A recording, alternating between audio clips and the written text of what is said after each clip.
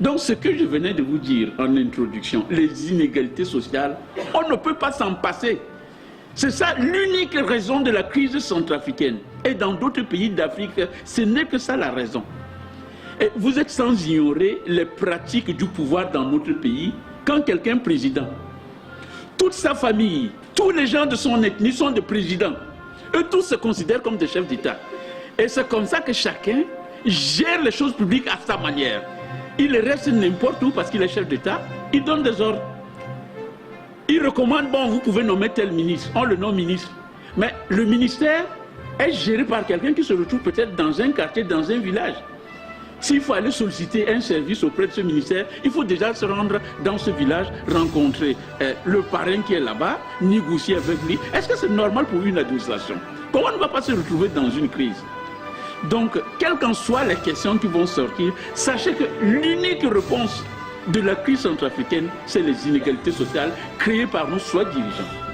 On a eu beaucoup de dirigeants, ils ont géré le pays à leur manière et à leur façon, mais c'est de façon catastrophique. Nous sommes en train de subir les conséquences. Mais faudrait-il qu'on reste les bras croisés? Il faut que les Centrafricains, une autre génération, reprennent le flambeau pour en découdre avec les anciennes pratiques du passé. C'est pour cette raison aujourd'hui que nous on se dit, bon mais il y a quand même les fils de ce pays, on ne va pas rester comme ça. Levons-nous et regardons vers une autre direction pour changer l'avenir de notre pays. Faire de telle sorte que la République centrafricaine un jour peut devenir l'étendard dans la zone de l'Afrique noire.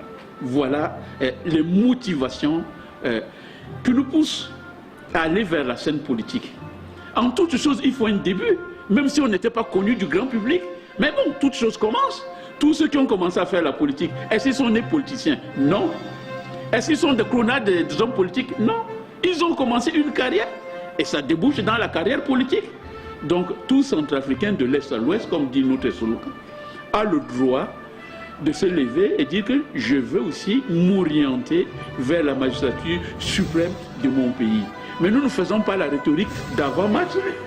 C'est une compétition. L'avenir et la destinée, la décision, c'est dans la main des Centrafricains que nous sommes.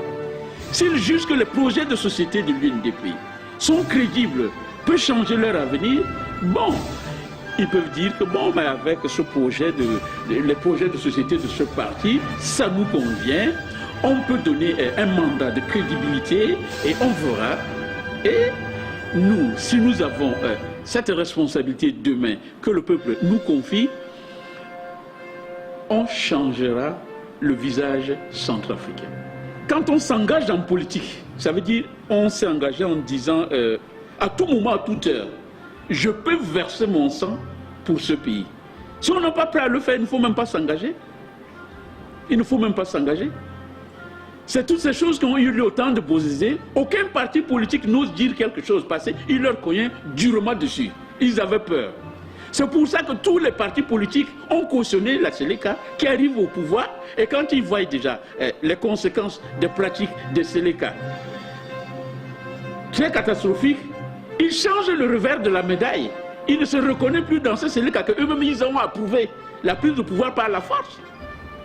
Voilà un peu le visage. C'est tout ça que nous voulons susciter dans la société centrafricaine, une véritable révolution. Le changement, la rupture avec les anciennes pratiques et donner une nouvelle orientation à notre pays.